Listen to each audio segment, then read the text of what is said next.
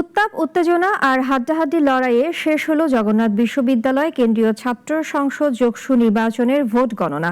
তবে জয় পরাজয় শেষে প্রার্থী ও ভোটার সকলের চাওয়া বিশ্ববিদ্যালয়ের উন্নয়ন। অলিউল রনের রিপোর্টে বিস্তারিত। এ যেন 2022 ফুটবল বিশ্বকাপের ফাইনাল। কখনো এগিয়ে আর্জেন্টিনা, কখনো আবার ফ্রান্স। ঠিক তদ্রূপ রূপকথাকেও হার মানিয়েছে জগন্নাথ বিশ্ববিদ্যালয় কেন্দ্রীয় ছাত্র সংসদ নির্বাচন যোগসু।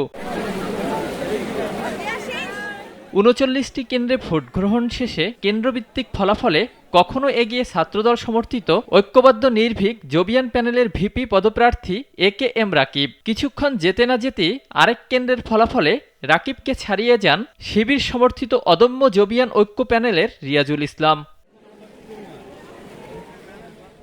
উত্তাপ আর উত্তেজনায় ঘেরা এ নির্বাচন নিয়ে ভোটারদের মাঝে এখনও বিরাজ করছে কৌতূহল। তবে সবার চাওয়া জয় পরাজয় ছাপিয়ে বিশ্ববিদ্যালয়ের কল্যাণে কাজ করবে নতুন নেতৃত্ব। আমাদের এই জগন্নাথ বিশ্ববিদ্যালয় শিক্ষার্থী সংসদ আমাদের বিশ্ববিদ্যালয় হওয়ার পর থেকে এই প্রথম নির্বাচন, সুতরাং সবারই একটা বড় প্রত্যাশা আমাদের নির্বাচিত প্রার্থীদের কাছে রয়েছে। যারা নির্বাচিত হবে তাদের কাছে প্রথম এক্সপেকটেশনই থাকবে, তারা শুরু থেকে যেই ইস্তেহারগুলো আমাদেরকে বলেছে আমরা সেই ইস্তেহারগুলো পড়ে এবং বুঝে শুনেই তাদেরকে ভোট দিয়েছি ভোট কেন্দ্রে গিয়ে, এবং আশা করি তারা তাদের সেই ইস্তেহারগুলো বাস্তবায়ন করার সর্বোচ্চ চেষ্টা করবে। হাড্ডাহাড্ডি লড়াই শেষে ফলাফল যাই হোক ছিল না কোনো অভিযোগ। 50-50 সম্ভাবনা দেখতে পাচ্ছি, যে কোনো প্যানেল থেকে যে কোনো প্রার্থী এখানে জয়লাভ করতে পারে।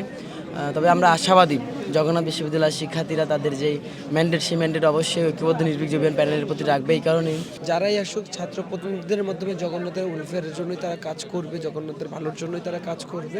ধারণা করা হচ্ছে accounting and information systems, management studies ও ল ডিপার্টমেন্ট গড়ে দিয়েছে জয় পরাজয়ের পার্থক্য। অলিউল রনি, নাগরিক, ঢাকা।